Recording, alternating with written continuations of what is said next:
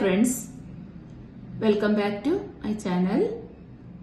ഇന്ന് നമ്മൾ നോക്കാൻ പോകുന്നത് നിങ്ങളുടെ പേഴ്സന്റെ ഇന്നത്തെ കറന്റ് എനർജി എന്താണെന്നുള്ളതാണ്. നമുക്ക് നോക്കാം.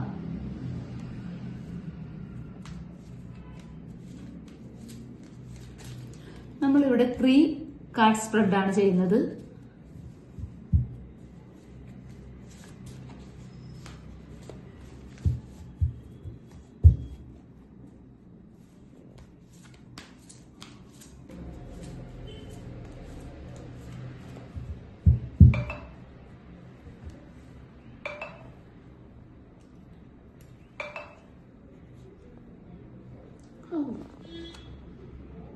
Two of Cups വന്നിട്ടുണ്ട്.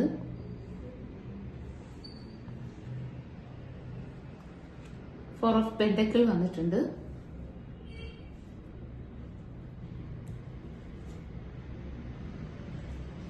Five of Swords വന്നിട്ടുണ്ട്. Five of Swords വന്നിരിക്കുന്നത് കൊണ്ട് ഈ ഒരു പ്രണയത്തിന്റെ കാര്യത്തിൽ ഈ ഒരു കാർഡ് നല്ല ശകുനമല്ല.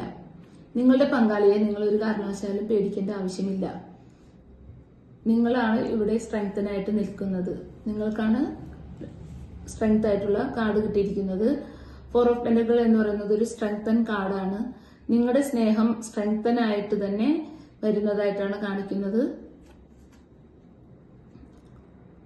ടു ഓഫ് കപ്സ് എനർജി വന്നിരിക്കുന്നത് കൊണ്ട് വീണ്ടും നിങ്ങൾ ഒന്നിച്ചു ചേരാനുള്ള എല്ലാ സാധ്യതയുമുണ്ട്.